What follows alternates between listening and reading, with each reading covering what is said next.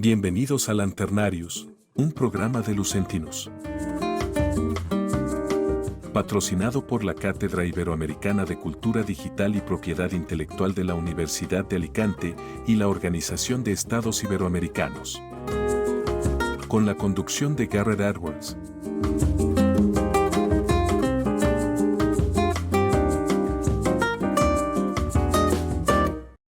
Bienvenidos a Lanternarius, el podcast del blog Lucentinus de la Universidad de Alicante y patrocinado por la Cátedra Iberoamericana de Cultura Digital y Propiedad Intelectual, en el que exploramos las trayectorias humanas detrás del mundo de la propiedad intelectual. Aurelio López Tarruella me ha encomendado a mí, Garrett Edwards, para acompañarlos en este ciclo, donde vamos a estar entrevistando a algunas de las más grandes personalidades del mundo jurídico iberoamericano. Hoy tenemos el honor de inaugurar este espacio con una figura de referencia en Iberoamérica. Me refiero a Claudio Ossa Rojas. Es una de las personalidades más destacadas de Iberoamérica en el campo de la propiedad intelectual y a lo largo de su carrera ha sido un puente entre instituciones, profesionales, distintas generaciones, contribuyendo a fortalecer la comprensión y el alcance de la propiedad intelectual. Pero en esta conversación no queremos hablar solamente de normas, tratados, políticas públicas. Queremos conocer al hombre detrás del nombre, entender qué lo motivó a elegir este camino, qué experiencias han marcado ese recorrido. Es abogado por la Universidad de Chile, cuenta con un diplomado en liderazgo y habilidades directivas en la gestión pública de la Pontificia Universidad Católica de Chile, es máster en patentes, marcas y propiedad intelectual de la empresa por la OBS Business School y la Universidad de Barcelona, en España. Es actualmente el conservador del Registro de Propiedad Intelectual de Chile y jefe del Departamento de Derechos Intelectuales del Servicio Nacional del Patrimonio Cultural del Ministerio de las Culturas, las Artes y el Patrimonio. Recientemente ha sido elegido como vicepresidente del grupo chileno de la ALAI, la Asociación Literaria y Artística Internacional. Ha participado en equipos negociadores, ha representado a Chile en foros internacionales. Ha sido profesor del curso especializado en derechos de autor y derechos conexos de la OMPI, la Organización Mundial de la Propiedad Intelectual. Tenemos el gran honor de sumarlo, de tenerlo aquí en esta primera emisión de Lanternarius a Claudio Ossa Rojas. Claudio, ¿cómo estás? Garrett Edwards te saluda. Muy bien, Garrett. Gran gusto saludarlos a todos y bueno, y muy dispuesto y muy interesado en poder conversar un rato sobre esta parte más humana que tenemos todos los que nos dedicamos al mundo de la propiedad intelectual. Muchas gracias, Claudio, por sumarte. ¿Cómo nació tu interés por la propiedad intelectual? Todos tenemos, me parece, ahí una cuestión muy personal, muy individual, muy subjetiva de cómo se da eso, ¿no? Bueno, a mí mi historia con esto parte a los 5 años de edad. Básicamente jugando al fútbol, me toca hacer un maravilloso gol y un niño al lado, yo me quedé absolutamente congelado por lo lindo que salió el gol. El niño levanta él los brazos y dice, ¡qué golazo! Y todos pensaron que él lo había hecho y parten todos a saludarlo a él. Yo ahí me quedé con un shock y dije, esto no me puede volver a pasar en mi vida. Bueno, pasaron unos años y el año 92, en un seminario que justamente era de derecho autor, que fui por el azar solamente, me vuelve a pasar ese mismo clic con una idea que yo tuve y planteé una pregunta y alguien después agarra la misma pregunta, la adorna de una forma diferente y dice lo mismo que yo había preguntado. Entonces dije, bueno, a esto me tengo que dedicar porque tengo que explicar bien las cosas, tengo que aprender a tratar de decir mis ideas de mejor forma y que además sean reconocidas, porque si yo no soy capaz de eso como abogado, no voy a poder defender a alguien que se dedique a la cultura, que era mi pasión. Y bueno, y así partí el año 92. Ahí fui avanzando en la universidad del pregrado y tomé de los primeros cursos que se hicieron en la Universidad de Chile sobre derecho de autor, que fue una de las primeras cátedras iberoamericanas de un reconocimiento por UNESCO. Y bueno, y luego dentro de esta misma conversación iremos avanzando en mi desarrollo más allá. Qué impresionante eso que cuentas del fútbol, que une, me parece, tanto a España con el resto de América Latina. Ese gol al final nunca pudiste recuperarlo, ¿no? Que todos supieran quién lo había hecho, quedó ahí perdido y birlado. Y bueno, gracias a ese gol tenemos al hombre detrás del nombre. Así que no fue tan mala la pérdida. Claudio, uno tiene mentores, gente de la cual aprende, que uno termina recordando, volviendo y que a veces incluso cuando no están más uno los emula internamente en su cabeza con qué pensarían, qué sugerirían, qué recomendarían. ¿Cuáles han sido tus principales mentores, tus principales influencias en este camino? Bueno, como profesional desarrollado inicialmente en Latinoamérica, primero mis referentes son mi maestro, mi mentor principal, que fue Santiago Schuster, quien acaba de lanzar un libro sobre su historia, muy interesante para los que lo quieran leer. También Delia Lipsich, Ricardo Antequera Parili, grandes maestros con los que he compartido muchos años y con los cuales en algunos casos, en el caso de Santiago y Delia, tuve el honor de compartir cátedra en alguna oportunidad. Y del otro lado del charco no puedo dejar de nombrar al maestro Antonio Delgado, con el cual tuve cierto cruce así en temas tecnológicos, pero después terminamos siendo muy amigos. Y el querido Manuel de Santos, que fue también un mentor dentro de la Universidad de Alicante. Un Desantes que incluso para los que lo conocimos solamente un poquito, marca siempre cuando uno se lo cruza, Sí. ¿no? A Manuel. Uno a lo largo de la carrera, y sin duda, Claudio, tú tendrás mucho más para compartirnos, se enfrenta con desafíos, con problemáticas, con obstáculos, con dificultades. ¿Hay alguna que recuerdes que puedas compartirnos y que digas, esto me marcó y me sirvió para aprender y hacer mejor mi trabajo?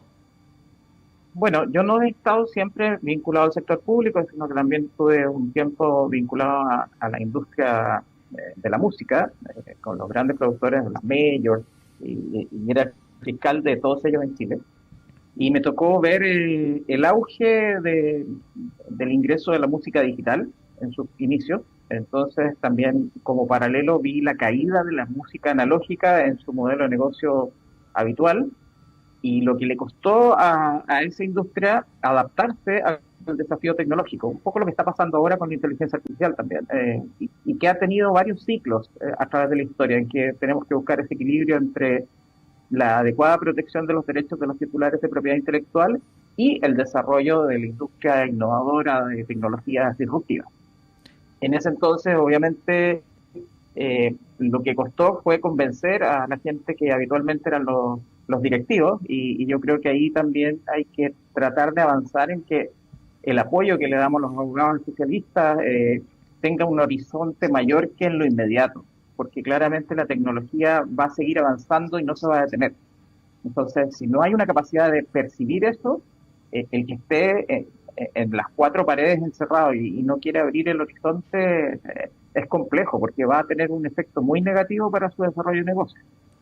Ya lo vimos en ese entonces, fue una caída estrepitosa y costó muchos años recuperarse. Entonces, volver a cometer ese error sería muy costoso y la gente que está vinculada a industria tiene que ocuparse, no preocuparse, sino que ocuparse de ver cuál es el horizonte a los 5, a los 10 años para lo que está haciendo ahora. Qué interesante eso que dices, Claudio, sobre la experiencia en el sector privado y la experiencia en el sector público.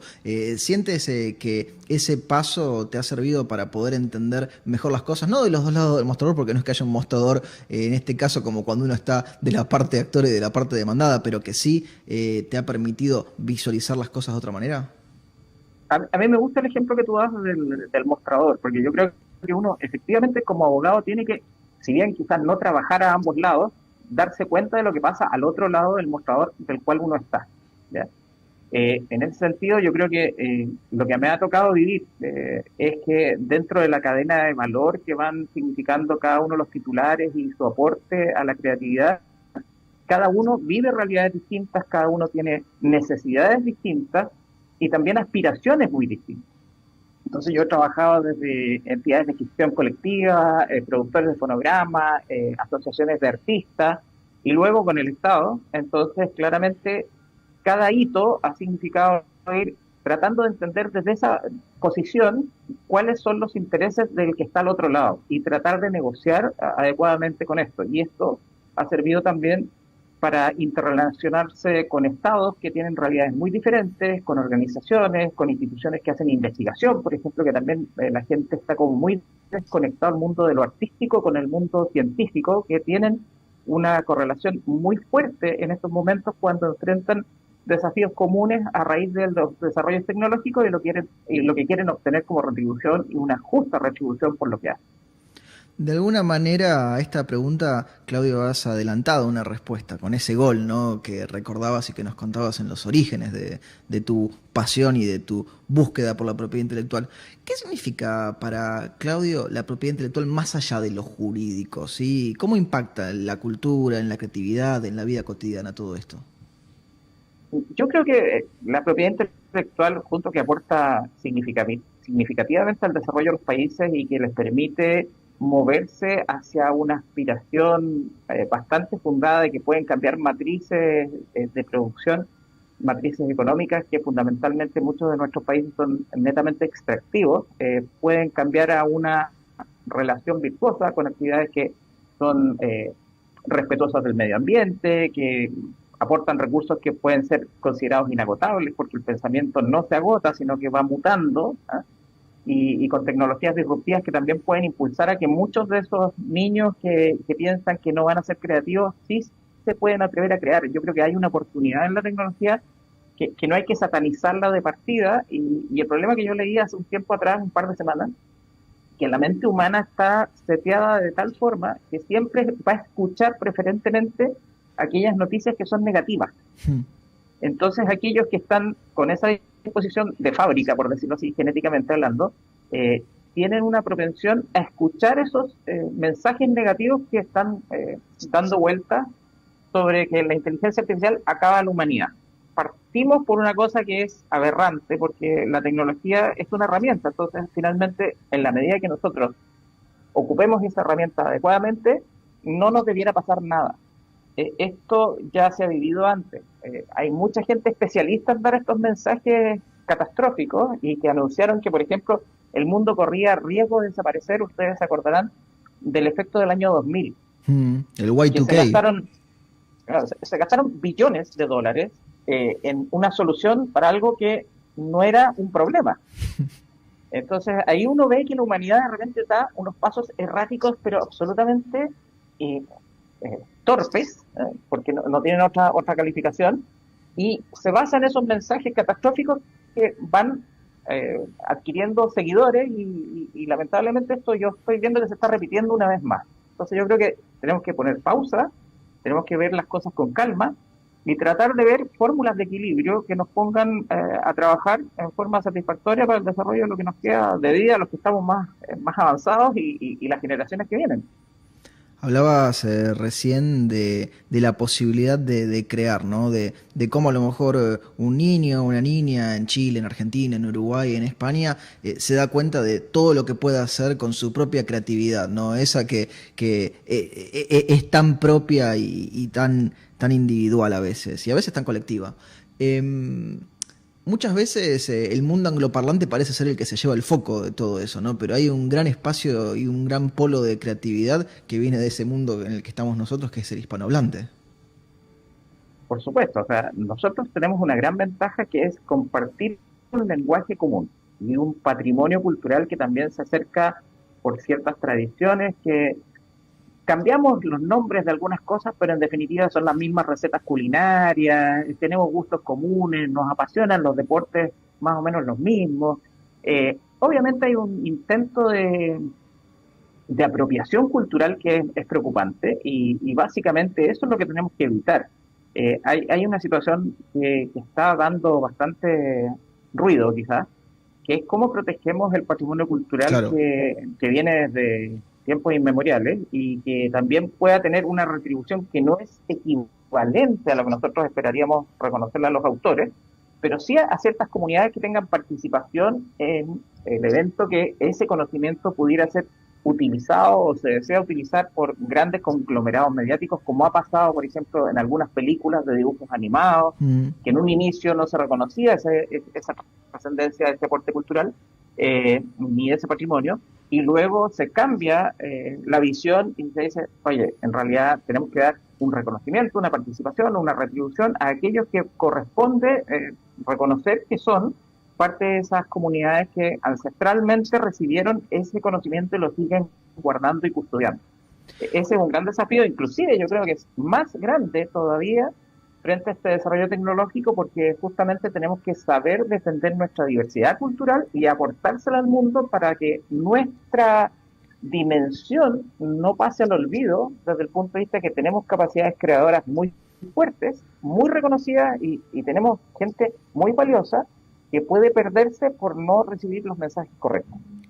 Viajemos, Claudio, en el tiempo un minuto, como si fuera Volver al Futuro, Regreso al Futuro, Back to the Future, como sea que lo traduzcan en distintos lugares del planeta. Si pudieras viajar en el tiempo, ¿sí? y no se generase ninguna paradoja temporal y pudieras encontrarte contigo mismo y demás, ¿qué consejo te darías? ¿Qué te dirías? Bueno, a ese querido Claudio de ese tiempo, yo le diría, fíjate más en los detalles de todas esas películas que viste y vas a ver por qué terminaste en lo que terminaste haciendo. Y el ejemplo de Volver al Futuro es uno de los más clásicos que yo utilizo cuando hago clases. Porque recuerdo en mi juventud, punto de ir a las fiestas y todo, yo era fanático de ver películas, ¿ya? Y en Back to the Future hay un listado maravilloso que surge de todos los hitos que en muchos casos ni siquiera se habían creado en el minuto que esa película se hizo. La gracia de eso es que contiene toda la lógica de lo que es el sistema de propiedad intelectual completo. O sea, no solamente derecho de autor y conexos, sino que también patentes de invención, marcas comerciales y otras cosas. Y que en definitiva nos dice, en el mundo hay una capacidad instalada de aquello que ya ha sido creado. Pero el ser humano tiene una capacidad de visualizar aquello que desea que exista. No sabe cómo lo va a hacer, no sabe cómo lo va a lograr, pero su creatividad lo va a llevar a ese destino. Entonces, cuando nosotros vemos películas al día de hoy, quizás nos está pasando esa información por el lado y hay mucha de esa imaginación creativa del hombre que nos dice, bueno, ¿para qué queremos esto? Y yo no sé, bueno, tú debes haber sido muy joven, pero habían unos dibujitos animados de Sí. Hanna-Barbera que Sí, se llamaban Los Supersónicos. me encantaban los Jetsons en inglés. Bueno, los Jetsons. Y en los Jetsons aparece todo lo que nos pasó en pandemia. Y eso estaba anunciado 30, 40 años antes. Entonces, el derecho de autor justamente es eso, esa capacidad creativa que después puede terminar en otras historias, otros desarrollos creativos, pero también en patentes de invención, en marcas comerciales que se van a vincular y también conectan todos esos activos para que la gente defina, de acuerdo a una estrategia que habitualmente colaboramos los abogados en definirla, para que esos activos se manejen de la mejor forma posible y esa persona pueda vivir de lo que hace, lo que es equitativamente lo más justo que puede pasar respecto a las relaciones humanas. Hablábamos del pasado, hablábamos del futuro. ¿Qué crees, Claudio, que es lo más importante que la nueva generación de profesionales de la propiedad intelectual debería cultivar o debería estar cultivando ya?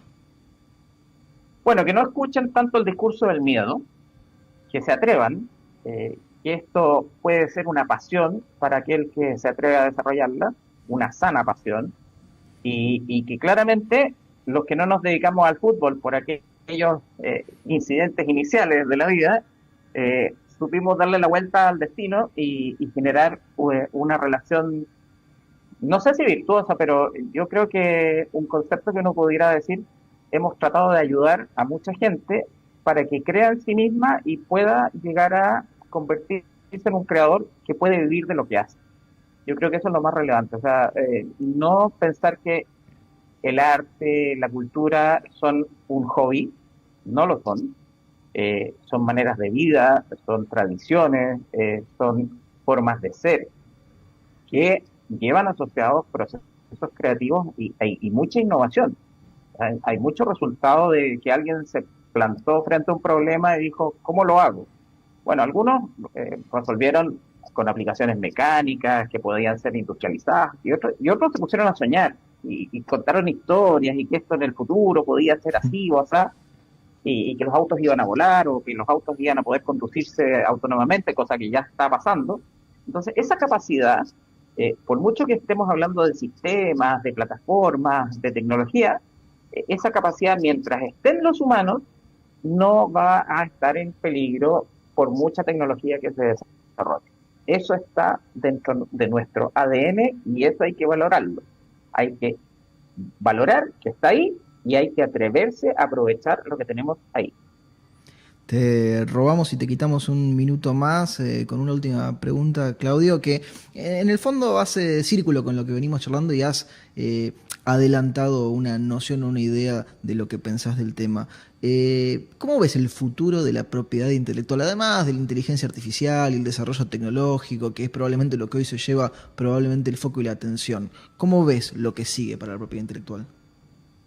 Bueno, yo creo que la propiedad intelectual no muere, como algunos han anunciado muchas veces. ¿Eh?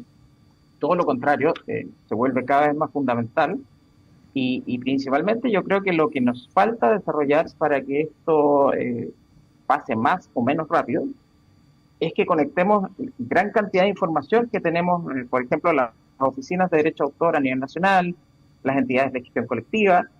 Se va a requerir un trabajo colaborativo muy superior al que se viene desarrollando. Entonces yo creo que las herramientas de tecnología disruptiva que están disponibles a eso pueden ayudar mucho, justamente a conectar, porque el flujo de información es imposible que con la tecnología que tenemos a mano, cada oficina nacional, cada entidad de gestión colectiva, podamos abarcar todo ese mundo de información. Entonces tenemos que generar una estrategia conjunta para ir avanzando hacia ese norte. Tenemos que hacer mucha minería de textos y datos para empezar a cruzar información de aquellos países que efectivamente son más poderosos en cuanto a generación de contenido creativo y aquellos que pueden tener una proyección que no están aprovechando bien aquello que hacen. Entonces yo creo que todos ganamos con hacer ese trabajo en conjunto. Yo creo que queda mucho, pero la clave aquí es interoperabilidad de los datos y trazabilidad. Que esa trazabilidad sea transparente la información que tengamos disponible y que con ella podamos avanzar al mayor desarrollo del sector. Claudio, te agradecemos muchísimo que te hayas sumado como el primer invitado aquí a Lanternarius y te agradecemos también mucho por tu tiempo. No, yo les agradezco infinitamente a Aurelio, sobre todo también por representar la conexión con mi otra alma mater en la Universidad de Alicante, y el querido Magíster Lucentinus ahí con quien me recordaba antes a Manuel de Santa Real, también otro de mis mentores. Así que, y te agradezco particularmente a ti también por la proactividad de que esto llegara a un buen puerto en esta oportunidad. Así que infinitamente agradecido. Los agradecidos somos nosotros, Claudio. Lo teníamos a Claudio Ossa Rojas aquí en el primer episodio de Lanternarius. Garrett Edwards que los saluda. Nos escuchamos, nos vemos la próxima.